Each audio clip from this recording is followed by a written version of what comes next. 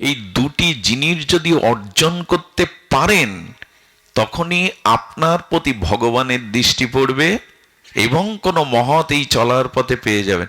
আপনাদের সাথে আমার কোনো সম্পর্ক আছে রক্তের?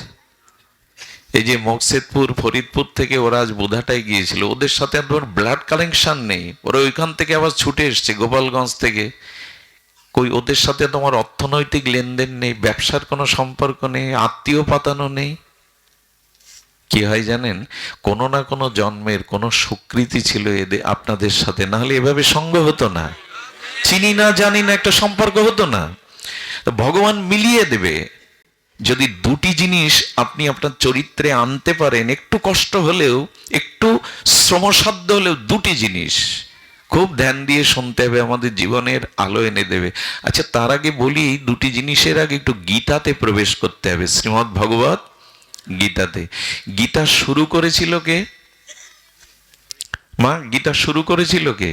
মানে গীতার প্রথম বাণী কে বলেছিল? ধৃতরাষ্ট্র। ধর্মক্ষেত্রে কুরুক্ষেত্রে সমবেত যুযুৎসব মামক পাণ্ডবশ্চ এব কিং অকুর্বত সঞ্জয়। এই শ্লোকটি কার? ধৃতরাষ্ট্রের। সর্বশেষ শ্লোক কে বলেছেন? সঞ্জয়। সর্বশেষ শ্লোকটা কে বলেছেন? সঞ্জয়। আচ্ছা, গীতা ভগবানের বাণী, তো ভগবানের চিন্ময় লোকত্রীয় দিব্য বাণী। তো শুরু করলেন না ভগবান, বিশ্রামও করলেন না, অথচ গীতায় ভগবানের বাণীতে ভরা। কেন ধৃতরাষ্ট্রকে দিয়ে গীতা শুরু হলো আর কেন সঞ্জয়কে দিয়ে বিশ্রাম হলো? গীতা তো ভগবানের চিন্ময় লোকত্রীয় দিব্য বাণী, তাই না? তো শুরুটা ভগবানের করা উচিত ছিল, বিশ্রামটা ভগবানের কোনো বাণী দিয়ে করা উচিত ছিল। কিন্তু সঞ্জয় বিশ্রাম, অর্থাৎ শেষ কতগুলো খুব মূল্যবান। সঞ্জয় বিশ্রাম দিচ্ছে, এরা শুরু করছে ধৃতরাষ্ট্র। ধৃতরাষ্ট্রকে যিনি জ্ঞানন্ধ, জাগতিক ভাবেও অন্ধ। জ্ঞানন্ধ না হলে পাণ্ডবদের বিষ খাইয়ে মারা হচ্ছে, যতুগৃহে পুড়িয়ে মারা হচ্ছে, দ্রৌপদীর বস্ত্রহরণ করছে, বসে বসে উনি দেখছেন। উনি জ্ঞানেও অন্ধ, বাইরেও জন্মান্ধ। তো জন্মান্ধ ধৃতরাষ্ট্রের দ্বারা গীতা শুরু হলো এবং ওখানে পক্ষপাতিত্ব করছে। আমার পুত্র আর পাণ্ডুর পুত্ররা সমবেত হয়ে কি কেন বলতে পারতেন না? কৌরবরা কি করছে ওখানে ভাগ করলো, আমার পুত্র পাণ্ডুর পুত্র, বিভাজন। এখন ধৃতরাষ্ট্র কারা? যারা জ্ঞান অন্ধ, যারা শুধু নিজেরটাই দেখে। আমরা যখন জন্মাই আমাদের চোখ পুরোপুরি খোলা থাকে তো। গীতার শুরুতে বলছেন চোখ আমরা বন্ধ হয়ে আসি, দৃষ্টির প্রথমেই প্রকাশিত হয় না। প্রকাশিত হলে প্রকটভাবে আমরা সবকিছু দেখতে সমর্থ হই না। ভগবান বললেন জীবনের শুরুটা অন্ধত্ব দিয়ে হোক। কারণ যখন জন্মেছি তখন জ্ঞান বিজ্ঞান চেতনা কিছুই তো ছিল না, ছিল কি? কিন্তু ভগবান বললেন অন্ধ হয়ে অজ্ঞানী হয়ে জগতে এসেছো কর্মফল নিয়ে, কিন্তু যাওয়ার সময় যেন অন্ধ হয়ে যেও না। সঞ্জয় কে জানেন? যার দিব্য দৃষ্টি আছে। সঞ্জয়কে হস্তিনাপুর থেকে কুরুক্ষেত্রের যুদ্ধ বর্ণনা করছেন ব্যাসদেবের কৃপায়, যিনি দিব্য দৃষ্টি। গীতা কি মর্মান্তিক! মর্মান্তিক কেন বললাম জানেন? শব্দটা আঘাত করে যেন হৃদয়ে। বলে মর্মান্তিক সড়ক দূর। গীতা এমন একটি শাস্ত্র যার শুরু শেষ দিয়ে বলা যায় একটা মানুষের জীবন দর্শন। অন্ধত্ব নিয়ে এসেছো, যা নিয়ে এসেছো অন্ধ হয়ে চলে যেও না, যাওয়ার সময় যেন দিব্য দৃষ্টি নিয়ে যেতে পারো। তোমার দৃষ্টি যেন অন্ধ না হয়। দিব্য দৃষ্টি সম্পন্ন সঞ্জয়, যিনি জগৎকে দর্শন করছেন, ভগবানকে দর্শন করছেন, ভবিষ্যৎকে দর্শন করছেন। শুরুটা অন্ধত্ব দিয়ে হোক, শেষটা যেন অন্ধত্ব দিয়ে না হয়। এরই নাম গীতা। গীতার গীতার প্রথম অক্ষরটা ধ, আর শেষ অক্ষরটা কি জানেন? মতি মর্মা ম, অর্থাৎ ধ এবং ম কি হয়? ময় রে। প্রথম অক্ষরটা ধর্মক্ষেত্রে মানে ধ, আর অন্তিম অক্ষরটা মর্ম, ময়রেব, কি দাঁড়ালো? ধর্ম। জীবনের শুরু থেকে শেষ দিন পর্যন্ত ধর্মকে ধরে রাখো, তাহলে পতন নাই, তাহলে অস্তিত্ব বিনাশ হবে না। সুধীজন, এই গীতাতেই বলা আছে আপনাকে দুটি জিনিস অর্জন করতে হবে। খুব মার্মিক কথা, যদি আমরা মন দিয়ে শুনি, একটু অলসতা ত্যাগ করে একটা জীবনের নূতন আলো, নূতন দিশা পেয়ে যাব। দুটি জিনিস হলো, অহংকার ত্যাগ করতে হবে, দ্বিতীয় আপনার জীবনে সংযম আসতে হবে। আমি দুবার বলছি কথাটি, কি কি বললাম? অহংকারকে ছাড়তে হবে এবং জীবনের সংযমতাকে গ্রহণ করতে হবে। তাহলেই কি হবে জানেন? তাহলে আপনার জীবন সফল শুধু হবে না, ভগবান আপনার দিকেই তাকিয়ে থাকবে। গোপীরা বলেছেন, অক্ষ ফলাং তাদিশ দর্শনহি। গোবিন্দকে নয়নে দর্শন করে গোপীরা বলছেন, এই চোখের ফল লাভ হলো তোমার এই মধুর মরুতি, মাধুর্য মরুতি দর্শন। হে শ্যাম সুন্দর, হে ব্রজেন্দ্র নন্দন, হে ত্রিবঙ্গ মুরারি ঠাম, হে ললিত কলা, তোমাকে দর্শন করাই এই চোখের সফলতা। আমাদের চোখ সফল কবে হবে? যাবে ভক্ত এবং ভগবানকে দর্শন করতে পারবো। কিন্তু চোখ ভগবানকে দেখলে চোখের ফল লাভ হলো, জীবন সফল হবে না। ভগবান দর্শন করলেই চোখের একটা সার্থকতা হবে, কিন্তু জীবন সফল। জীবন সফল যদি হতো ভগবানকে দেখে, দুর্যোধনের হতো। দেখেছি না কৃষ্ণকে, ভগবানকে। আপনার আমার জীবন সফল হবে কবে? আমি ভগবানকে দেখলে আমার নয়ন সফল হবে, আর আমার জীবন সফল হবে যদি ভগবান কখনো আমার দিকে তাকায়। আচ্ছা, আমি ভগবানকে দেখি যেভাবে, ভগবান আমাকে ওইভাবে দেখে তো, মানে দৃষ্টি দিয়ে? এখানে অনেক জ্ঞানী শ্রোতা আছে, শিক্ষিত শ্রোতা আছে, তারা প্রশ্ন করতে পারে, ভগবান কি তাহলে পক্ষপাতিত্ব করে? ভক্তের দিকে তাকায়, অভক্তের দিকে তাকায় না? এমন নয়। সূর্যের আলো কাউকে অপেক্ষাও করে না, সবাইকে সমভাবে দেয়। ভগবান সবার দিকে দৃষ্টি দিয়েছে, কিন্তু বিশেষ এখানে কোনো সন্তানের, মানে সন্তান হারিয়ে গেছে কোনো স্নেহময়ী মায়ের, এখানে হাজার লোক আছে, অন্য মুখগুলো পরিচিত হলেও ও কার মুখটা খুঁজবে এই ভিড়ে? সন্তানের মুখটাই তো। তো সন্তানকে দেখার অন্য মুখগুলো দেখা মায়ের কাছে এক হবে কি? একটু কথা বলুন। তেমনি ভগবান আপনার দিকে দৃষ্টি কবে দেবে? দৃষ্টি সবার প্রতি আছে। ওই যে ভিড়ের মধ্যে মা যেমন সন্তানের দিকে দৃষ্টি দিচ্ছে, ভগবান সবার প্রতি দৃষ্টি দেয়, কিন্তু বিশেষ দৃষ্টি কার উপরে দেয়? দুটি গুণ আপনার জীবনে যখন আসবে, একটা হলো অহংকার ত্যাগ, আর একটা হলো সংযম। অহংকার ঘোড়া, অহংকার ঘোড়া, ও অন্যকে ছাড়া নিজেকে প্রকাশ করতে, যাদের হাত পা নাই, প্রতিবন্ধী, তারা অন্যকে নিয়ে ছাড়া চলতে পারে কি? লাঠি, যষ্টি বা অন্যকে অবলম্বন করে। অহংকার চিরকাল ঘোড়া। অহংকার অন্যকে আশ্রয় করে নিজেকে প্রকাশ করে। যেমন আমি যদি বলি, আপনি অহংকারের সংজ্ঞা বা অহংকারকে প্রকাশ দেখান, পারবেন না। অহংকার খোড়া, নিজ শক্তিতে সে প্রকাশ হতে পারে না। অহংকার অন্যকে দিয়ে প্রকাশ হয়। যেমন আমার খুব রূপ আছে, ও রূপকে দিয়ে প্রকাশ হয়। আমি খুব পণ্ডিত, পাণ্ডিত্যকেই অবলম্বন করে অহংকার প্রকাশ হয়। আমি খুব ধনী, ওই ধনের অভিমানকে সাকার করে অহংকার একা একা দাঁড়াতে পারে না। অহংকার অন্যকে অবলম্বন করেই আমি ধনী, আমি পণ্ডিত, আমি জ্ঞানী, আমি বক্তা, আমি অমুক। সুধীবৃন্দ, কোনো কিছুই আপনার নয় তো আপনি অহংকার করবেন কি নিয়ে?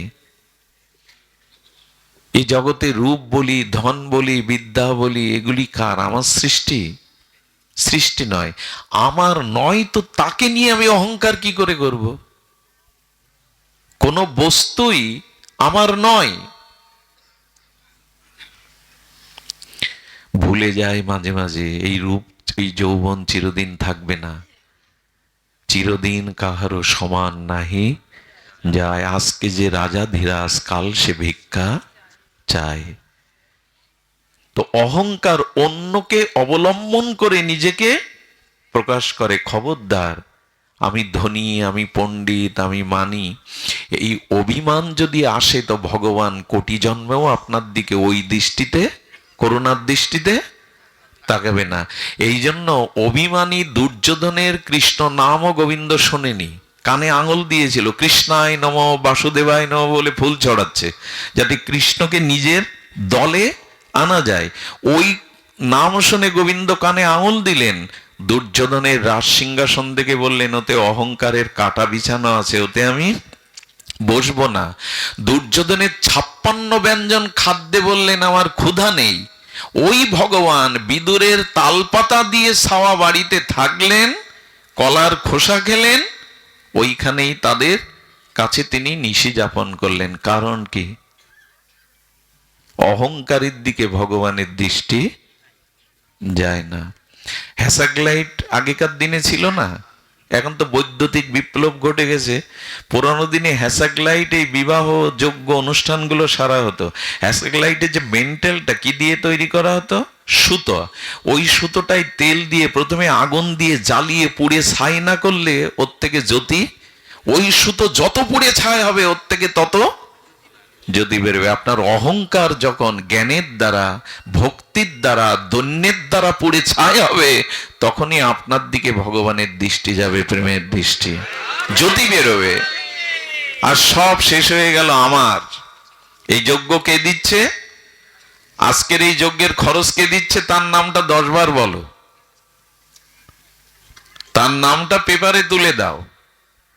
10টা কম্বল শীতে দান করবে, ফটোগ্রাফারকে আগে ডেকে আনে, দাও প্রথম পৃষ্ঠায় ছবি তুলে দাও। এই হলো বর্তমান দুর্দশা। 10টা কম্বল দান করলেও ঢেড়ি পিটিয়ে আগে আঞ্চলিক পত্রিকায় নিজের ছবি তুলে দাও। কে করতে বলেছে আপনার এই দান?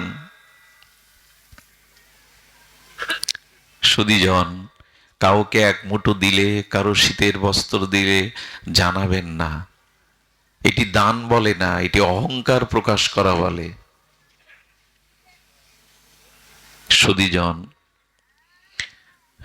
এই জন্য অহংকার দূর করতে হবে। দ্বিতীয় কি বলেছিলাম? সংযম। ধ্যান দিয়ে শুনছেন তো? সংযম, সংযম আসতে হবে। অহংকার ত্যাগ হয়ে যখন আপনার জীবনে সংযত বা ইন্দ্রিয় রিপুগুলো সংযত ভাব আসবে, তখনই ভগবানের দৃষ্টি যাবে। একটু লীলা বললে সুবিধা হয় বুঝতে, আমাদের একটু সরল হয়। দুর্যোধন আর অর্জুন যাচ্ছেন ভগবানের কাছে কুরুক্ষেত্রের যুদ্ধের আগে। কারণ কৃষ্ণ একটা বিষয়, সে কার দলে যাবে? তার এত অক্ষণী সেনা কার সহায়তা করবে? দুর্যোধন আগে চলেছেন, পেছনে অর্জুন। এই দেখুন দৃষ্টি কার দিকে যায়? ভগবান অন্তর্যামী দুইজনের আগমন বার্তা পেয়ে একটু কপট ঘুমিয়েছিলেন। কি ঘুমিয়েছিলেন? মানে নকল করে। উনি খাটে, আচ্ছা মানুষ যখন গায়ে বস্ত্র বা শীতের বস্ত্র টানে তখন পায়ের দিক দিয়ে টানে না মাথার দিক দিয়ে? ধীরে ধীরে পায়ের দিক দিয়ে। আর যখন ওঠে তখন মাথার দিক দিয়ে ফেলে দেয়, পায়ের দিক দিয়ে টেনে নেয়। আর যখন নিদ্রা ভঙ্গ করে ওঠে তখন মাথার থেকে ফেলে দেয়। শ্রীকৃষ্ণ দুজনের আসার এই বার্তাটা জেনে কপট নিদ্রায় ওই ওই বস্ত্র টেনে নিয়ে ঘুমিয়েছেন। দুর্যোধন এসে দেখছে কৃষ্ণ নিদ্রা বিভূত হয়ে আছেন, কিন্তু তার মাথার কাছে একটা সিংহাসন। বললেন কৃষ্ণের বুদ্ধি আছে, আমি তো আসবো, আমি তো মহামানী, এটা একটা সিংহাসন তো থাকতেই হবে। সিংহাসনে মানুষের দুটি লক্ষণ দেখে বলা যায় আপনি চঞ্চল না স্থির। প্রথমত কোনো জায়গায় বসে যদি আপনি পা নাচাতে থাকেন, পার উপরে পা তুলে দোলাতে থাকেন, কে গুরুজন সাইডে আছে, কে পাপ ধুলে ওড়ে পড়ছে, এইসব চিন্তা নেই। যারা নকল করে রাস্তায় হাঁটে, মডেলিং করে হাঁটে অনেকটা ঢং শব্দের মতো, যারা পায়ের উপরে পা তুলে নাচাতে থাকে, জানবেন এরা চঞ্চল, এরা জ্ঞান অর্জনের জন্য প্রস্তুত হয়নি। দ্বিতীয়ত যাদের চোখ এপাশ ওপাশ উপরে নিচে সবক্ষণ এরকম ঘুরতে থাকে, স্থির নয়, এরা মূর্খ, এরা জ্ঞান অর্জনের অধিকারী নয়। দৃষ্টি স্থির হতে হয়। কোনো কিছু লক্ষ্যকে তীর বিদ্ধ করতে গেলে কি করতে হয়? লক্ষ্য স্থির, দৃষ্টি স্থির করতে হয়। এই জন্য ঋষিরা ধ্যান করেন। ধ্যানে ছাড়া মন শান্ত হয় না। কেউ দেখবেন একবার বাম পাশে, একবার ডান পাশে, একবার এইগুলো দেখছে, একবার নিচের দিকে দেখছে, জানবেন এ মূর্খ, জ্ঞান অর্জনের অধিকারী নয়। কিছু লক্ষণ আছে, দেখলেই বোঝা যায় আপনি কি, আপনার গতি কি। সুধীজন, এখন অর্জুন গিয়ে পরে কি দেখছেন? দুর্যোধন পা নাচাচ্ছে আর পাত ধুলোগুলো উড়ে কোথায় পড়ছে? গোবিন্দের মস্তক আছে তোর পায়ের কাছে। দেবতারা অভিশাপ দিচ্ছে, বেটা এত অভিমান তোমার, এত অহংকার তোমার, পতন তো তোমারই হবে। অর্জুন গিয়ে দেখছেন গোবিন্দ ঘুমিয়ে আছেন, অর্জুন মাটিতে চরণের কাছে বসলেন। এই দেখুন, সংযম না হলে ভগবানের দৃষ্টি আপনার দিকে কোথায় বসলেন? পায়ের কাছে। একটা কথা হাত জোড় করে বলি, যারা বসে আছেন চেয়ারে বা টেবিলে, আমি আপনাদের কাছে ক্ষমা চাইছি, কাউকে কষ্ট দেওয়ার জন্য বলা না। যাদের শরীরে অসুস্থতা আছে, যাদের বয়স বেশি হয়েছে, যাদের কোনো হাড়ের বা শরীরের প্রবলেম আছে, তারা খাটে শুয়েও ভাগবত শুনতে পারেন। কিন্তু কোনো যুবক, কোনো সুস্থ মানুষ ভাগবতে আসলে তার নিয়ম হলো এই ভাগবতকে, বিন্দাজিকে সম্মান জানানোর জন্য নিচে বসা। এর একটা কারণ বলি, যদি বলে তুমি উপরে বসবে আর আমাদের আদেশ দিচ্ছ নিচে বসার, তুমি তো বড় একটা চেয়ারে বসে, এটা চেয়ার না। এখন এই চেয়ারে আপনি বসে সবসময় ভগবানের কৃপা না হলে, গুরু কৃপা না হলে বলতে পারবেন না কিছু। এই চেয়ারটার নাম ব্যাসপীঠ। এটা বিল্বমঙ্গলের পীঠ না, এটাকে কি বলে? ব্যাসাসন। এটা ব্যাসদেবের সম্মানের জন্য এখানে রাখা, কোনো পাঠকের জন্য নয়। এটা ব্যাস। আর ভাগবত কার লেখা? অপরূষীয় বেদ, বেদান্ত, ভগবানের কৃপা শক্তি, ভগবানের জ্ঞান আবেশ অবতার ব্যাসদেবের দ্বারা। অর্থাৎ এই উপরে বসার কারণ হলো ভাগবতের সম্মানের জন্য, ব্যাসদেবের সম্মানের জন্য। নিচে বসার কারণ কি জানেন? তরল বস্তু গড়িয়ে কোন দিকে যায়? উপরের দিকে। রস বা অমৃত বা তরল বস্তু, ভাগবত হলো প্রেম রস, ভক্তির রস, এটা গড়িয়ে কোন দিকে যায়? এই জন্য যারা নিচে বসে তারাই কৃপা পায়। যে দান করে তার হাতটা থাকে উপরে, আর যে গ্রহণ করে নিচে। এই জন্য সুস্থ শরীরে যদি কেউ থাকে, উচিত হলো, আপনারা এখন নামবেন না কেউ, দয়া করে বসুন, কিন্তু উচিত হলো প্রথমে তো বসা উচিত হলো নিচে বসতে হয়, একটা কারণ আছে। আর আপনারা যদি এখানে না আসতেন, এখানে এই আসনে বসাও আমার কোনো সার্থকতা। আচ্ছা, আম বাগানে আমাকে বসিয়ে দিন একা একা, আপনারা কেউ যাবেন না ওখানে, কি করব আমি ওখানে? এই জন্য শ্রোতারাই মহান, শ্রোতারাই সূর্য, আর চন্দ্র হলো বক্তা। সূর্য আলো না দিলে চাঁদ আলো পায় না, অমাবস্যায় দেয় না তাই অমাবস্যা, পূর্ণিমাতে পরিপূর্ণ দেয় বলে পূর্ণিমা। আমাদের এক আচার্য বলেছিলেন, আমি বসেছি চৌকিতে, আমি চৌকিদার, আর যারা জমিতে বসে জমিদার। আপনারাই শ্রেষ্ঠ, যেন নিচে বসে গ্রহণ করতে হয় ভাগবত। আপনাদের মনে পড়ে ব্যাসদেব ভাগবত বলছেন আর নিচে কারা শুনছেন? মনে পড়ে? ভাগবতটা একটু ভালো করে জানুন। যে ধর্মের দীক্ষিত হন, যে সম্প্রদায়ের হন, ভাগবতটা একটু ভালো করে জানুন। আরে ব্যাসদেব ভাগবত বলছেন, নিচে বসে শুনছে ব্যাসদেব, পরাশর, মৃত্যুঞ্জয়ী মহাপুরুষগণ, ব্যাস, বশিষ্ঠ, পরাশর, তারা নিচে বসে শুনছে এই 16 বছরের বালকের কথা। এই জন্য দেখবেন আর্মিদের যখন দরবার হল হয়, ওইখানে তাদের বাম দিকেও, তারা সাপ যদি দংশন করে ওরা বামে তাকাতে পারবে না। এই জন্য ভাগবতে বসার, ভাগবত আকার দানকে, একই সত্য ভগবান অর্জুন রূপে আর কৃষ্ণ রূপে প্রকাশ হয়েছেন। সাধারণ নয় অর্জুন, জগৎকে দেখাচ্ছেন কোথায় বসতে হয়। ভগবানের চরণে বসে রাতুলো আতুলো রাঙা চরণের জন্য সেবায় ব্রতী। যদি সেবা করতে পারতাম আরো ঘুমাতেন। গোবিন্দ দেখলেন আর অপেক্ষা নয়। যে বললাম কাঁথা ঘুমের থেকে উঠতে গেলে কোন দিক দিয়ে ফেলতে হয়? মুখের দিক দিয়ে। দেখেই কাকে দেখলেন? আগে এসেছে কে? দেখলো আগে কাকে? কারণ কি? কারণ সংযম। অর্জুন চরণের অহংকার ত্যাগ করেছে প্রথমে, আর দ্বিতীয়ত ধৈর্য ধরে ভগবানের চরণ সেবার চিন্তা করছে। নিজের আশার জন্য না, নিজের সময়ের জন্য না। যার জীবনে সংযম আছে, যার জীবনে অহংকার ত্যাগ হয়েছে, গোবিন্দর দৃষ্টি কার দিকে পড়বে? তবে তার দিকে। এর থেকে বড় দৃষ্টান্ত আর আছে? যেই বলেছে অর্জুন তুমি কুশল তো, কখন এসেছো? সবই তো জানেন ভগবান, কি চাই বলো? সঙ্গে সঙ্গে মহামানী দুর্যোধন বলছেন আগে এসেছি আমি, কিছু দেওয়ার হলে আগে তো আমার সাথে কথা বলবেন। দুর্যোধন তুমি আগে এসেছো, কিন্তু দেখেছি তো অর্জুনকে। ভগবান সংকেত দিলেন যার অভিমান অহংকার নেই, যে আমার সংযমী। অর্জুন কেমন সংযমী জানেন? আমার মুখে এ কথা মানায় না, তবু বলি। অর্জুন একবার স্বর্গে গিয়েছিলেন অস্ত্রবিদ্যা শিক্ষার জন্য।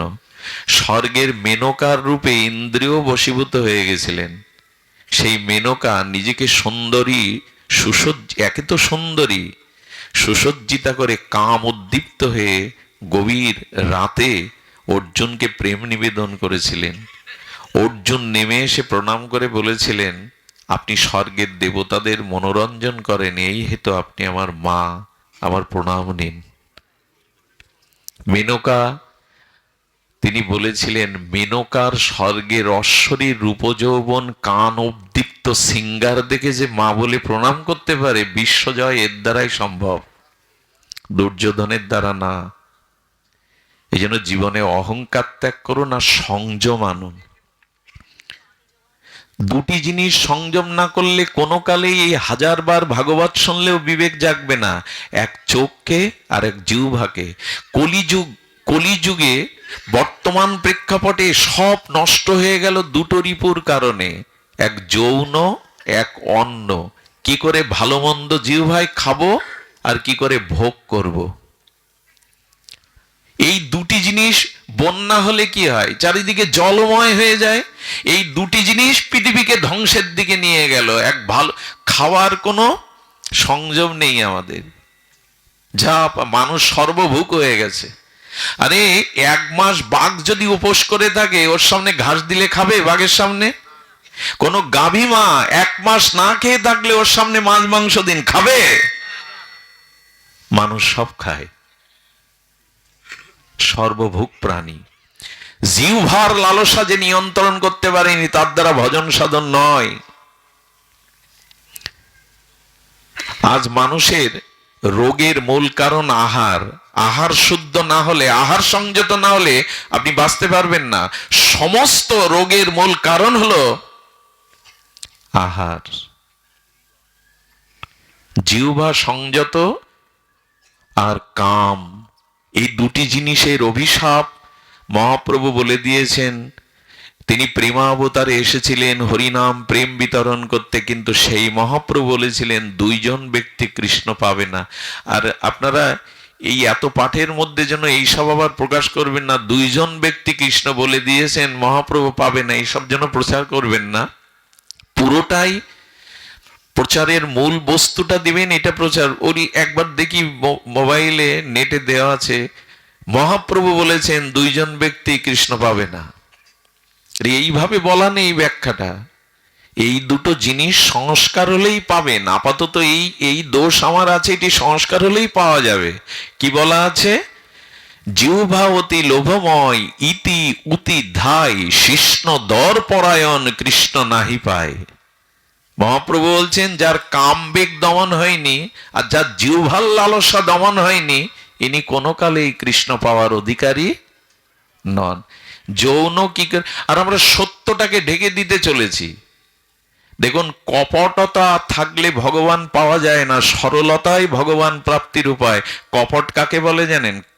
কপট আর কপট। কপট বলে ঘরের দরজাকে। দরজা দিয়ে দিলে ঘরে কি আছে আর দেখা যায়? ঢেকে দেওয়ার জন্যই তো দরজা। ঘরে কি আছে এটা ঢেকে দেওয়ার জন্যই দরজা। তাহলে কপট মানে ঘরের দরজা। আর কপট যিনি যিনি সত্যকে ঢাকতে চান, ইনি হলেন কপট। সত্য ঢাকা কেমন জানেন? চুলগুলো পেকেছে 70 বছর বয়স, এটা তো সত্য। কেন কালি দিয়ে ঢেকে দিচ্ছেন? সত্যকে কেন ঢেকে দিচ্ছেন? তার মানে কি জানেন? আমি সত্যকে স্বীকার করতে শিখিনি। প্লাস্টিক সার্জারি করার কি দরকার? সত্য, আপনার চর্ম ঢেলা হয়ে গেছে, রূপ যৌবনে থাকলেও তো বেঁচে থাকতে পারবেন। মাইকেল জ্যাকসন মনে আছে? 50 কোটি টাকা ব্যয় করে প্লাস্টিক সার্জারি করেছিলেন। তার মৃত্যুটাও রহস্যে ভরা। কি করবেন আপনি? সত্যকে কেন ঢেকে দিতে চাইছেন? সত্যকে ঢাকতে না, একে বলে কপট। আর কপট ব্যক্তির দুয়ার বন্ধ হয়ে যাওয়ার ভেতরে ভগবান প্রবেশ করতে দরকার নেই এসবের। ছাড়ো রে মন কপট চাতুরি, বদনে বলো। কপটতা ছাড়ো, না হলে ওইখানে হরি বলেও কাজ হবে না। মন আর মুখ দুই হলেই ছেদ হয়ে যাবে। এই জন্য শাস্ত্রে বলছেন সত্যকে ঢেকে কপট বন্ধ করে দিও না, ভেতরে কিছু ঢুকবে না। সুধীজন, সংযম চাই আর অহংকার ত্যাগ চাই। আরো বলবার ইচ্ছা থাকে কিন্তু সময় চলে যায়। আমি পরিশেষে আপনাদের একটু নিবেদন করি, আরো কিছু বলার তো থাকে, যদি মহাপ্রভু কৃপা করে আমরা বলবো, কিন্তু আপাতত বিশ্রাম করি এই কথা দিয়ে। দেখুন, সময় খুব সংকীর্ণ হয়ে আসছে।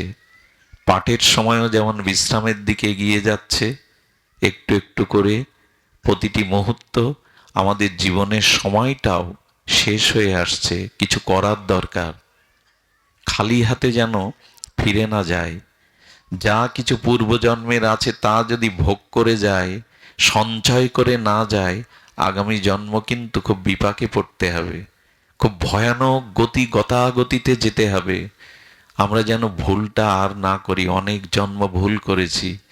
এই মায়া কবলিত হয়ে ভুল করতে করতে আমরা অনেক ভুল করে বসেছি। আর যেন ভুল না করি।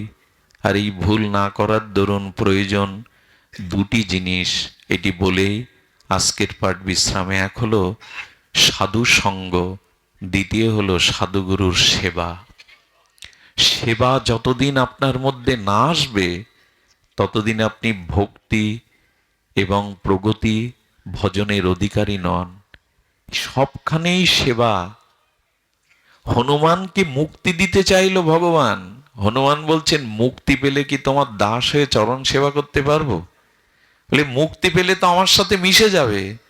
হনুমান বললেন, যদি তোমার সেবাই না করতে পারি, ও মুক্তি আমার কাছে তুচ্ছ। আমি মুক্তি চাই না, আমি তোমার চরণে সেবা করতে চাই। ঠাকুর নরোত্তম কি বললেন? মালতীর মালাগাতি পরাবো দোহার গলে। হ্যাঁ, সব সেবা। অধরে তুলিয়া দিব কর্পূর তাম্বুলে, হেমগৌরী অঙ্গে দেব সোয়া চন্দন গন্ধ। সব সেবা।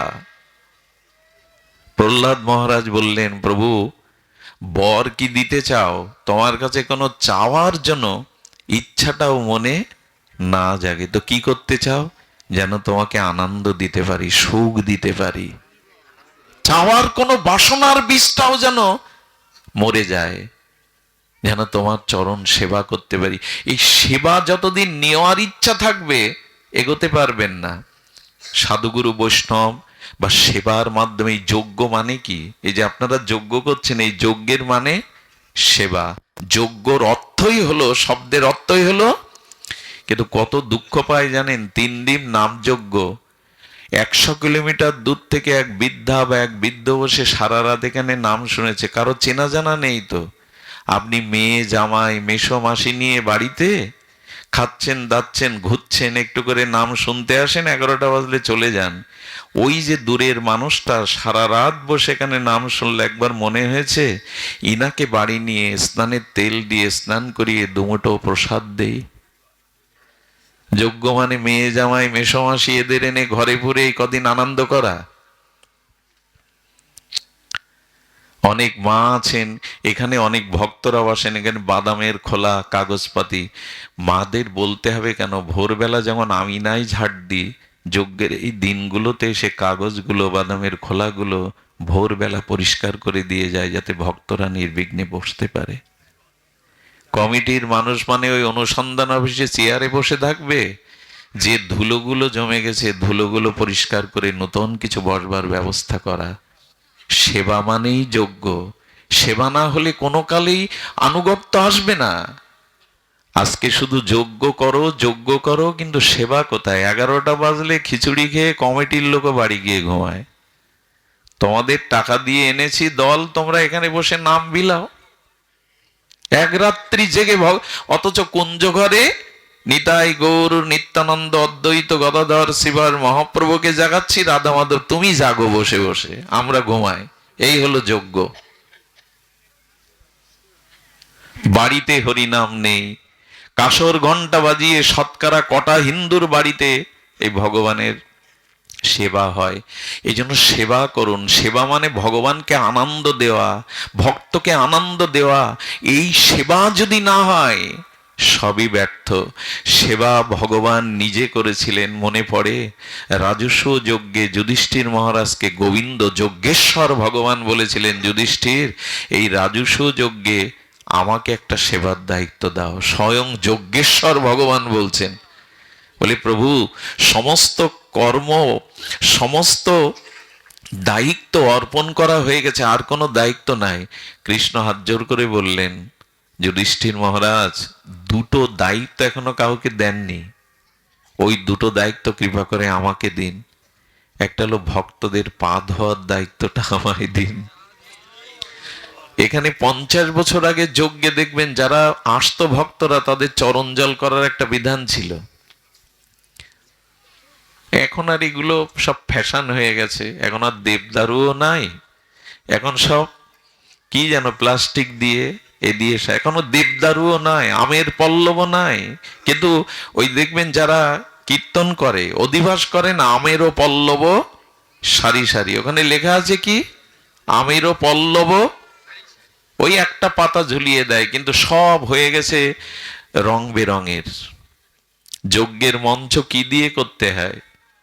সব মানে আধুনিক হতে হতে, প্রযুক্তি হতে হতে সব শেষ করতে বসেছি আমরা। এখন পাথর দিয়ে ঢেকে দিতে পারলেই বাঁচি। মনে পড়ে রামকৃষ্ণদেব পরমহংসদেব যে গৃহে জন্মেছিলেন, সেই গৃহটা এখনো সেইভাবেই রাখা আছে। সেখানে এখনো নাড়ার চাল আর মাটির দেয়াল আছে। কেন জানেন? রামকৃষ্ণ মিশন ওটা সোনা দিয়ে বাঁধিয়ে দিতে পারে। ওইটা রেখেছে কেন? ইতিহাস ঐতিহ্যকে ঢাকতে নেই। সব পাথর দিয়ে ঢেকে দিতে পারলে আর ধুলো নেবেন কোথায়?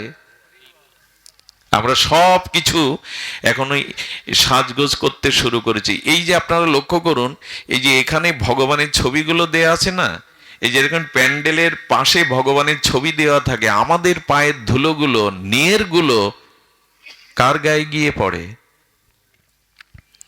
আধুনিক হতে হতে আর বাহ্যিক সৌন্দর্যকে প্রকাশ করতে করতে কি করছি আদৌ জানি না আমরা। কতবার নিষেধ করেছি এই যজ্ঞের লিফলেটে ভগবানের ছবি দেবেন না। এটা ব্যবসায়ীরা 20টা 100টা টাকা দিয়ে চালে গুজে রাখে। কখনো কখনো রাস্তার ধুলাতে আমাদের কুড়িয়ে নিতে হয় এগুলো। কোনোদিন অন্য ধর্মের মানুষ এই দিয়ে চানাচুর মুড়ি বেচবে।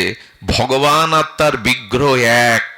ভগবান নাম, ভগবানের বিগ্রহ, অঙ্কিত পট, ভগবানের সাদৃশ্য অভিন্ন। এতে সূচিগুলো দিন, মাঙ্গলিক চিহ্নগুলো দিন, কদলী বৃক্ষ, মঙ্গল কলস দিন, কিন্তু এই ছবিগুলো দিয়ে করি কি? যত্ন নেই। আমার সন্তানের ছবিটা, আমার বাবা মার ছবিটা যদি রাস্তার ড্রেনে পড়ে থাকে, সহ্য করতে পারবেন আপনি? বুকে তুলে নেবেন। কে শোনে কার কথা? এখন বাহ্যিক বিজ্ঞাপন করতে পারলেই। এই জন্য অনুরোধ করি, সেবা ভাবনা নিয়ে কিছু করুন। সেবা, ভগবান বলছেন ভক্তদের চরণ জল করার দায়িত্ব আমার। যুধিষ্ঠির মাথা নত করে বলছেন, যজ্ঞেশ্বর হে যাদব আপনি কি বলছেন? বলে হ্যাঁ, আর একটা দায়িত্ব আছে, ভক্তদের উচ্ছিষ্ট পাতাগুলো পরিষ্কার করার দায়িত্ব আমায় দিন। কে বলছেন? যজ্ঞেশ্বর ভগবান নিজে। যোগ্যমানের সেবা। সেবা কেমন জানেন? সুদামা বিপ্র গিয়েছিল দ্বারকায়, গোবিন্দ দুয়ার থেকে সুদামাকে হাত ধরে বুকে করে টেনে আনলো, গোবিন্দ সিংহাসনে বসিয়ে স্বর্ণ থালাতে সুদামার পায়ের চরণ জল নিজে করল। জগদীশ্বর ভগবান তার বাল্যবন্ধু সুদামা, কিন্তু বলছে, কৃষ্ণকে যদি প্রশ্ন করেন জগদীশ্বরকে, ভগবানকে, তুমি কেন বন্ধুর চরণ জল করাচ্ছ? তোমার স্ত্রী আছে তো, রুক্মিণী আছে, সত্যভামা আছে, দাস দাসী আছে, তাদের দিয়ে চরণ জল করাও। বলো, সুদামা শুধু বন্ধু হয়ে আসেনি, সুদামা ভগবানের প্রিয় অনুরাগী ভক্ত, সর্বদা নাম করেন, পাঁচ বাড়িতে ভিক্ষা করে যা পান তাই ভগবানকে ভোগ লাগিয়ে পান। 20 বছরে স্ত্রীকে ভালো একটা শাড়ি কিনে দিতে পারিনি, তবু ভগবানের প্রতি তার কোনো নালিশ নাই। যে বাড়িতে ভিক্ষা দেয় না তাদের বরঞ্চ বেশি আশীর্বাদ করে। আজ আমার দুয়ারে আমার বাল্য বন্ধু নয়, আজ একজন ভক্ত এসেছে আমার দুয়ারে। স্ত্রীকে বলতে পারতেন না, দাস দাসীকে বলতে পারতেন না, গোবিন্দ নিজে সুদামার চরণ জল করলেন। সেই চরণ জল গোবিন্দ নিজে মস্তকে ধারণ করলেন। ভক্তের চরণ ধুলি, ভক্তের চরণ ধৌত জলেই ভক্তি আছে, এটা নিজে আচরণ করছেন স্বয়ং যজ্ঞেশ্বর। সেই জল চরণামৃত করে পান করলেন, আর সেই জল রুক্মিণী, সত্যভামা, জাম্বুবতী এদেরকে দিয়ে বললেন, এই চরণ জল পান করো। সুদামাকে খাটে বসিয়ে গোবিন্দ বিজন করছে, সেবা করছে। শুনুন, গুরু সেবা, ভক্ত সেবা চাকর বাকর দিয়ে, লোকজন দিয়ে করতে নেই, নিজে করতে হয়, ভগবান দেখাচ্ছেন। আজ গোবিন্দ নিজে আর বিজন করছেন তালপাতার পাখা দিয়ে, আর সুদামার খাটে বসিয়ে তাকে বিশ্রাম দিয়েছেন। সুদীজন সুদামাকে বিশ্রাম দিয়ে গোবিন্দ সুদামাকে নিজে হাতে সেবা করে কি বলেছিলেন জানেন? রুক্মিণী, সত্যভামা, এই প্রেয়সী বরাদের ডেকে বলেছিলেন, আমার সুদামা যতক্ষণ থাকবে তোমাদের মুখে যেন হাসি না ফোরায়। আমাদের দুর্দশা কি জানেন? বাড়িতে কোনো বৈষ্ণব এলে হয়তো স্বামীর সহ্য হয় না, নালে স্ত্রী ভালো চোখে দেখে না, কাজ করতে হবে, সেবা করতে হবে। যে বাড়িতে স্বামী স্ত্রী পরিবারের সকলেই সাধু সেবায় ব্রতী হয়, সে বাড়ি বৈকুণ্ঠ হয়ে ওঠে, ভগবানের আশীর্বাদে ভরে ওঠে। আজকে রুক্মিণী সত্যভামাকে কৃষ্ণ বলছেন, জগদীশ্বর বলছেন, অনন্ত বিশ্ব ব্রহ্মাণ্ডের সচ্চিদানন্দ বিগ্রহ ভগবান বলছেন, শোনো রুক্মিণী, সত্যভামা, আমার বন্ধু যতক্ষণ থাকবে সুদামা, তোমাদের মুখে যেন হাসি না ফোরায়। আমরা স্ত্রীদের বলি তো, গুরুদেব বাড়ি এসছে, ভক্ত বাড়ি এসছে, তোমরা হাসি মুখে থেকো। গোবিন্দ বলছেন, সুদামার দিকে তাকিয়ে গোবিন্দ বারবার বলছে, সুদামা, কিছু এনেছো নিশ্চয় আমার জন্য, কিছু তো এনেছো, খালি হাতে তো আসনি বন্ধু দর্শনে। সুদামা কয়েক মুষ্টি চিড়ে ব্রাহ্মণ পল্লী থেকে ভিক্ষা করে তার স্ত্রী দিয়েছিল, খালি হাতে যেতে নেই। সাধু দর্শনে, রাজ দর্শনে, বন্ধু দর্শনে খালি হাতে যেতে নেই। ওই চিড়ের পুডলিটা, শুকনো চিড়েটা কি করে গোবিন্দকে দেবে, তাই গাছতলায় বসে কেঁদেছিলেন, আর কয়েক ফোঁটা চোখের জল ওই চিড়ের উপরে পড়েছিল। নোনা জল তো, ভাবছেন এটা গোবিন্দকে কি করে দে। এই রাসপুরীতে থাকেন তিনি, দ্বারকাধীশ ভগবান। ওই চিড়ের পুডলিটা বারবার পেছনে নেওয়ার চেষ্টা করছে, আর গোবিন্দর দৃষ্টি আর কোনো দিকে না। দেখুন, ভক্তের ভক্তির দিকেই, সেবার দিকেই ভগবানের দৃষ্টি যায়। সুদামা, কি লুকাচ্ছ তুমি? আরে ওটা লুকিও না, নিশ্চয়ই বৌঠান আমার জন্য কিছু পাঠিয়েছে। ওইটা টেনে নিয়ে এক মুষ্টি যখন গালে দিলেন, কৃষ্ণের চোখে প্রেমাশ্রু। সুদামা, চিড়েতে কি মেশানো বলতে পারো? এখানে 56 ভোগ পায়, রাজভোগ পায়, কিন্তু এত মধুর আস্বাদন তো পায় না। সুদামা, এতে কি দেওয়া? সুদামা বললেন, তোমাকে কি শুকনো চিড়ে চিপিটক দেওয়া যায়? তাই চোখের জল পড়েছিল দুফোঁটা হতে, ভগবানের লক্ষ্য দ্রব্যের দিকে না, ভাবের দিকে। এখানে আপনাদের কলার খোসা দিলে কেউ খাবেন না, কিন্তু গোবিন্দ বিদুরানীর হাতে কলার খোসা পেয়েছিলেন। বিদুরের ক্ষীরননী বলেছিল, বিদুর, আমি কলার খোসাতে যে স্বাদ পেয়েছি তোমার ননী মাখনে তা পাইনি, কারণ ওর মধ্যে ভাব ছিল, ওর মধ্যে ভাব ছিল, ভাবগ্রাহী জনার্দন। আপনার বস্তু না, ভগবান ভাবের দিকে তাকান। ওই চিড়ে পেয়ে বলেছিল, শোনো সুদামা, আসছে কলিযুগে, আমি রাধা রানীর ভাবকান্তি নিয়ে যখন গৌর হয়ে যাব, তখন এই চিড়ে প্রসাদই হবে আমার প্রসাদ, না মহাপ্রসাদ। আচ্ছা, মালসায় ভোগ লাগাবে কেন? মালসায় কাউকে দেওয়া যায়?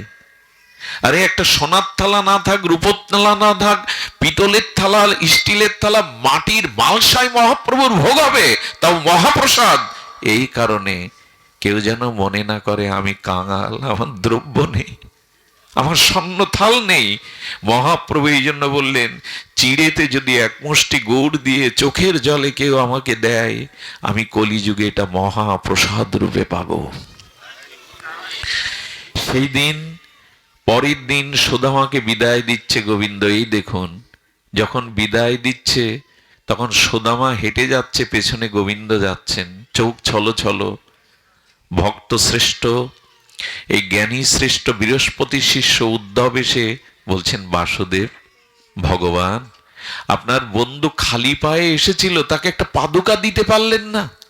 এই তপ্ত রৌদ্রে খালি পায়ে এসেছিল, খালি পায়ে একটা পাদুকা দিতে পারতেন না? আচ্ছা, আপনি একটা রথে করেও তো তাকে পৌঁছে দিতে পারতেন, খালি পায়ে হেঁটে যাবে। যে কথা কৃষ্ণ ভগবান বলেছিল তা বিস্ময়কর। আজকের বিশ্রাম কথা এটি। কৃষ্ণ বলেছিল, উদ্ধব, আমি সারা রাত ভেবেছিলাম আমার বন্ধুর পায়ে ভালো একটা পাদুকা পরিয়ে দেব, আমি আমার রথে করে সুদামাকে পৌঁছে দেব, কিন্তু আমি দেইনি, ইচ্ছা করে দেইনি। উদ্ধব বলছে, কেন দাওনি বাসুদেব? দেইনি কেন জানো? আমি ভাগবতে বলেছি, আমার ভক্তের চরণ ধুলি যেখানে পড়ে না, সেটা সে মাটি পবিত্র হয় না। আমি যদি জুতো পরিয়ে দিতাম, আমার এই দ্বারকার মাটি ধন্য হতো না, দ্বারকার মাটি পবিত্র হতো না। তাই ভক্তের চরণ ধুলি যেখানে পড়ে সেই মাটি বিশুদ্ধ, সর্বতীর্থে সার হয়ে যায়। এই জন্য পাদুকা দেইনি। আচ্ছা, রথ দেইনি কেন জানো? রথটা কেন দেইনি জানো? রথ দেইনি এই জন্য, ধ্যান দিয়ে শুনুন। বলে রথটা দেইনি কেন জানো? এই চোখের ফল, এই চোখের সার্থকতা ভক্তকে দর্শন করা। আমি যদি রথে চড়িয়ে দিতাম, আমার নয়নের আড়ালে হয়ে যেত উদ্ধব। তাই আমি রথে দেইনি, যতদূর আমার বন্ধু হেঁটে যায় ততদূর যেন আমার চোখ ধন্য হয়। উদ্ধব সুদামার মতো নিষ্কিঞ্চন ভক্তকে দর্শন করে যাতে আমার নয়ন ধন্য হয়, তাই আমি রথে তাকে দেইনি। যতদূর চোখ যায় ততদূর যেন আমি ভক্তকে দর্শন। আসুন আমরা এই মন্ত্র নিয়ে আজ ভাগবত বিশ্রাম করি, যেন ভক্ত দর্শন আর ভক্ত সেবায় আমাদের জীবনে ব্রতী হয়। এই পাঁচটি আপনার জীবন থেকে যদি ত্যাগ হয়, বিবেক উদয়ের দ্বারা মোহ অন্ধকার দূরীভূত হয়ে প্রেম ভক্তি লাভের যোগ্যতা অর্জন করবেন। প্রথমে বলি ব্যর্থ চিন্তন। আচ্ছা, চিন্তাটা কোথায় আসে? চোখে মুখে, রক্ত মাংসে? চিন্তা কোথায় আসে? মনে। বাহ, আপনারা তো ভাগবত জানেন। চিন্তা কোথায় আসে? সুখ দুঃখের ধর্মটা চোখে মুখে শরীরে হাত পায় না, মনে। সুখ দুঃখটা আসে কোথায়? মনে। এখন প্রশ্ন হলো, মন আপনার না আপনি মনের? একটু ভেবে দেখুন তো, মন আপনার না আপনি মনের? খুব কঠিন হবে ভাবতে গেলে, কারণ চিন্তাশীল ব্যক্তি ভালো করেই জানেন মন আমার কথা মানেও না, শোনেও না। মন যদি আমার হতো, আমার বশে থাকতো, আমি যা বলতাম মন তাই শুনতো। কিন্তু অনন্ত জন্ম ধরে আমি মনের কথা শুনে বেড়াচ্ছি, মন আমার কথা। মন কার তাহলে? আপনারা বলছেন না মানে মন আপনাদের, আমার নাই মন। তার মানে মনকে আমরা বশ করতে পারিনি। আরেকটা জিনিস শুনুন, মন যদি নিজের বশে না আসে, অনন্ত জন্মেও আপনি মুক্তি পাবেন না। এই মনেই বন্ধন আর মনেই মুক্তি। কি বললাম? মনেই বন্ধন, মনেই মুক্তি। মনই সকল কিছুর নির্ণয় করে দেয়। বলে একই জিনিস বন্ধন আবার মুক্তি, একই জিনিস ওপরে ওঠায় নিচে নামায়, একই জিনিস জন্ম মৃত্যু চক্রে ঘোরায় আবার মুক্তি দিয়ে দেয়। একটা দৃষ্টান্ত দিয়েছেন আচার্যরা, তালা লাগাই না আমরা প্রতিদিন, তালাটা যখন এইভাবে মোড়া দিই তখন কি হয়, লেগে যায়। আর যখন এইভাবে মোড়া দিই, যাতে লাগালাম খুলতে অন্য চাবি লাগে কি, যে চাবিতে তালাটা বদ্ধ করলাম উন্মুক্ত করতে খুলতে অন্য চাবি লাগে কি। বলে বাহ, এ তো মজার ভালো, একদিকে দিলে লাগে একদিকে দিলে খোলে। তেমনি মন আপনাকে মুক্তি দিতে পারে, আবার অনন্তকাল সংসারে বেঁধে ফেলতে পারে। এই মন যতদিন আপনার না হচ্ছে, আপনি মনের হয়ে চলবেন, মুক্তি নেই, কল্যাণ নেই। এই সব সাধন ভজনের মূলে ওই একটাই বস্তু, বন্ধমুত্তৈব ইতি মনঃ।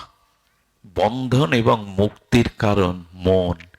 এই সম্পর্কে আমরা খুব বেশি খবর রাখি না। এখন এই ব্যর্থ চিন্তন আমাদের মনে হয়। ব্যর্থ চিন্তা কি? যে চিন্তা করে কোনো সার পাওয়া যাবে না। সারা জীবন সারা দিন মান কি চিন্তা করি আমরা?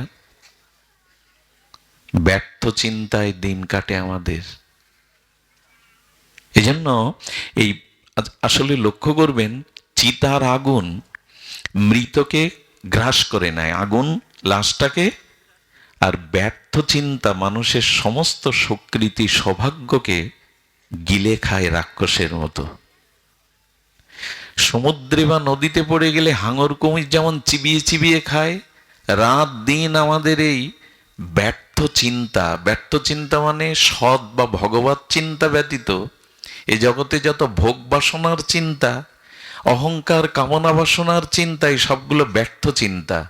এই ব্যর্থ চিন্তার জায়গায় যেদিন ভগবত নাম রূপ লীলা চিন্তাটা রাখতে পারবেন, সেই দিন আপনি মুক্তির দুয়ারে যাত্রী হবেন, প্রকৃতি ভক্তির দুয়ারে যাত্রী হবেন। ব্যর্থ চিন্তা আপনাকে হাঙর কুমিরের মতো এই সংসারে কুরে করে খাচ্ছে। সুধীজন, এই ব্যর্থ চিন্তা এটি দূর করতে বলা হয়েছে। দ্বিতীয় হলো ব্যর্থ ভাষণ। ব্যর্থ ভাষণ কি জানেন? এখন বাজারে যান, ওইখানে এই যে চায়ের দোকানে সিডি ফিট করা আছে, এক একজন 3-4 কাপ চা খেয়ে ফেলে। বিড়ির ধোঁয়াগুলো যারা ওর মধ্যে থাকে, তার এটো ধোঁয়াগুলো সব গায়ে গিয়ে পড়ে। ওইখানে গল্পগুলো কি হয়? চায়ের দোকানে, টলের দোকানে, রাস্তার মোড়ে। এই যে ব্যর্থ ভাষণ মানে কি? বিষয় কথা আলোচনা করা। মানুষের এমন একটা অভ্যাস হয়ে গেছে, বাড়িতে তার কথা, তার মানে ব্যর্থ ভাষণ শোনার কেউ নেই। বউ তো শুনতে চায় না, ছেলে মেয়েও শুনতে চায় না। সেই বাড়িতে ব্যর্থ ভাষণ শোনার শ্রোতার অভাবে মানুষ পাড়াতে সম্পর্ক করে, গিয়ে একটু কথা বলা যাবে। পাড়াতে না পেলে বাজারে যায়। আর কোথায় যাবেন? এরপরে নরকে যেতে হবে ওই ব্যর্থ ভাষণের দ্বারা। কথা প্রয়োজন বাদে আন কথা বলবেন না, এটা সর্বনাশের মূল কারণ। 10টা আন কথা বললে তার মধ্যে 2টো পরনিন্দা, পরচর্চা এসে যাবে। আর ওই পাপ থেকে আপনি নিজেকে মুক্ত করতে পারবেন না। মদ্য মাতালও যদি কখনো সাধু কৃপা পায়, উদ্ধার হয়, কিন্তু পরনিন্দাকারী, সাধু নিন্দাকারীর কোনো জন্মে উদ্ধার নেই। এগুলো কথার মধ্যেই তো আসে। যার প্রতি আমাদের ওই যে নিন্দা করা অনেক জন্মের অভ্যাস। তো বলি কি, বিল্লমঙ্গল বাবাজির পাঠ ভালো লাগে, ওনার সবকিছু ভালো, কিন্তু বাংলায় কিন্তু একটা শব্দ আছে জানেন তো? ওনার সব ভালো বলে, মিষ্টি মিষ্টি করে যুক্তি দিয়ে বুঝিয়ে বলে, কিন্তু কিন্তুটা না দিলে হতো না। কিন্তু মানে এই জিনিসটা ওনার আমার ভালো লাগে না। সব ভালো বলে এসে যার যা অভ্যাসটা বেরিয়ে পড়ে। একবার বঙ্কিম সাহিত্য সভায় একজনকে সভাপতি করা হয়েছে। সে আকার মূর্খ, টাকার জোরে ওই স্কুলের হয়, অনেক জায়গায় সব হয় কিনা, তো উনি তো গ্রাম্য আঞ্চলিক ভাষায় কথা বলেন। তো বললেন বঙ্কিম সাহিত্য সভাতে আপনাকে শেষ দুটো কথা বলতে, বলে আমি মাইক ধরেই কথা বলতেই পারি না, আর আমি তো জানিই না বঙ্কিম বাবু সম্পর্কে। বলে আমি শিখিয়ে দেব, আপনি একটা লাইন বলে সবাইকে নমস্কার করে আজকের সভা সমাপ্ত হলো। কি শিখিয়েছে জানেন? বঙ্কিম বাবুর সাহিত্যতে একটা লাইন ওনাকে মুখস্থ করানো হয়েছে, যে ঘন অরণ্য হতে কৃষকায় কালো সিগালটি বাহির হইয়া পলাইয়া গেল। তো আজ আমাদের জীবনের যেন এমনি করে অবিদ্যা অন্ধকার পালিয়ে যায়। আপনাদের প্রতি নমস্কার, আজকে সভা সমাপ্ত। উনি কি বলেছেন জানেন? বলেন ঘন অরণ্য হইতে কৃষকায় কালো সিগালটি বাহির হইয়া কোথায় যে পুলাইল বেরিয়ে পড়েছে। বুঝতে পারছেন তো? আঞ্চলিক ভাষাটা পলাইল হয়নি, কারণ যার যা ভেতরে ভাব ভাষা হয়ে তাই বেরিয়ে পড়ে। যত আটকাতে চেষ্টা করেন, তো 10টা আনকথা বললে তার মধ্যে 2টো সাধুনিন্দা, পরনিন্দা, পরচর্চা, সাংসারিক কথা এসেই যাবে। দয়া করে ব্যর্থ ভাষণ বন্ধ করুন। আনকথা বললেই অপরাধ হয়ে যায়। মানুষের সাথে মানুষের শত্রুতা তৈরি হয় কোনো একটা কথায়। ওই যে বলতে বলতে এমন একটা কথা তার প্রতিকূলে চলে গেল। এই জন্য কথা যদি বলতে হয়, ইষ্ট কথা বলুন, ভগবত কথা বলুন, সৎ কথা বলুন। আন কথার পরিণাম বুঝেছিল কইকেয়ী। মন্থরার কয়েকটা কথা কানে যাওয়ায় অযোধ্যাতে আগুন জ্বালিয়ে দিল। স্বামীর মৃত্যুর কারণ হলো রামকে বনবাসে পাঠালো, নিজেও বিধবা হলো, শুধুমাত্র কয়েকটা আন কথা কানে দেওয়ায়। আর আমাদের রাজ্যে যা হয়, আমার মেজ জামাই ওসি, পাশে যারা এই গল্প শোনে তারা বলে তাহলে বড় জামাই, বড় জামাই তো প্রফেসর, ছোট জামাই নিশ্চয়ই, শুরু হয়ে যায়। এর প্রয়োজন আছে? এই জন্য ব্যর্থ ভাষণ বন্ধ করুন। ব্যর্থ ভাষণ আপনার জীবনের প্রগতিকে নষ্ট করে দেবে। ব্যর্থ চিন্তন, ব্যর্থ ভাষণ, ব্যর্থ দর্শন। আজ পৃথিবীতে মনুষ্যত্বের ক্ষয়, মনুষ্যত্ব মানবতার যতটুকু ক্ষয় হচ্ছে, তা একটা কারণে, ব্যর্থ দর্শনে। পৃথিবীর আজ অবক্ষয়ের, মানবিক অবক্ষয়, মনুষ্যত্বের অবক্ষয়, চরিত্রের অবক্ষয়ের মূল কারণ হলো, প্রায় 80% কারণ হলো ব্যর্থ দর্শন। আপনি যা দেখেন তার প্রভাব আপনার মনে পড়ে। শিখলে কোথায়? দেখলাম যেথায়। কি দেখি আমরা সারাদিন? খুব ভালোই জানি যে আমরা কি দেখি। আপনাদের মনে পড়ে ভাগবতে অজামিলের কথা শুনেছেন না? ইনি যাজ্ঞিক ব্রাহ্মণের পুত্র, হোম করেন, বেদ পাঠ করেন, বিবাহ করেছে, ছেলে মেয়ে আছে, পিতামাতা আছে। হোমের কাঠ জঙ্গলে জোগাড় করতে গিয়ে এক বেশ্যা পতিতার সাথে এক পুরুষের অশ্লীল দৃশ্য দেখে ফেলায় তার মনের মধ্যে কাম প্রবেশ করলো। পিতামাতাকে ত্যাগ করে, স্ত্রী ত্যাগ করে, সেই পতিতাকে বিয়ে করে চুরি, ডাকাতি, রাহাজানি এমন কোনো পাপ কর্ম নেই যে অজামিল করেনি, শুধুমাত্র একটা দৃশ্যের কারণে। আপনি মন্দিরে ভগবানের কি পোশাক পরানো আছে 10 দিন আগে দেখেছেন, আজ বলতে পারবেন না, কিন্তু 10 বছর আগে একটা অশ্লীল দৃশ্য এখন আপনার স্মৃতিপটে আঁকানো আছে। এই জন্য দয়া করে ব্যর্থ দর্শন বন্ধ করুন।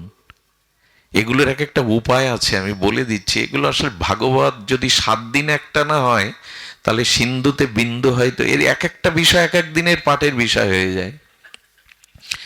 ব্যর্থ দর্শন কি করে বন্ধ হবে? দ্বিতীয় শুনুন। চতুর্থটা হলো, আমরা কি বললাম? ব্যর্থ চিন্তন, ব্যর্থ ভাষণ, ব্যর্থ দর্শন, ব্যর্থ ভ্রমণ।